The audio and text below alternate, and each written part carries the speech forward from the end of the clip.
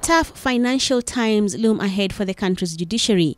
A month after the National Treasury read its budget estimates for the year 2018-2019, and the reality of the budgetary cuts for the judiciary are becoming clear. That while we shall continue doing our best to deliver justice to the Kenyans, judicial services will this year be severely affected as a result of the budget cuts. The slashing by nearly half of the budgetary requirement for the judiciary. At the beginning of the budgeting process, the judiciary had asked the National Treasury to allocate 31.2 billion shillings.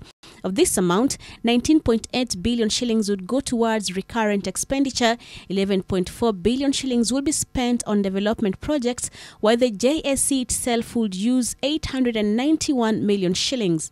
Additionally, Mr. Speaker, we are working very closely. The reality was, however, a different picture altogether. While the government's budgetary policy statement capped the judiciary budget at 17.3 billion shillings, the National Assembly approved a paltry 14.5 billion shillings. The main consequence of these drastic cuts is that more than 70 court construction projects will without doubt stall. The JSC says the cuts will have far-reaching implications in the provision of justice. Apart from the construction of court premises across the country, the judiciary's ICT development and rollout is likely to be stalled.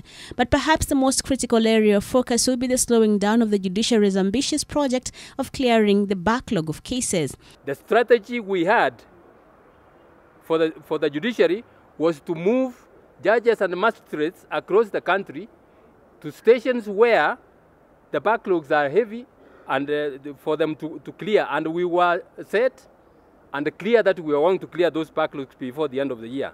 JSC says the cuts are further complicated by the impending expiry of the Judicial Performance Improvement Project that saw the World Bank commit 11.5 billion shillings to the implementation of various projects.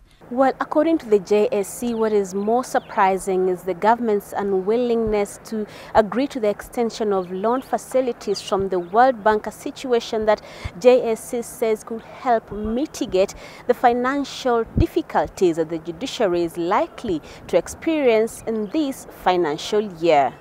The judiciary maintains that the budgetary cuts are uncalled for and unjustified and questions their timing. I don't want to speculate and give any reason because I don't know why, because for us it is surprising. If we are not able to operate, what do you expect? The cuts notwithstanding, the judiciary says it will strive to make do with what it has been given by the National Treasury.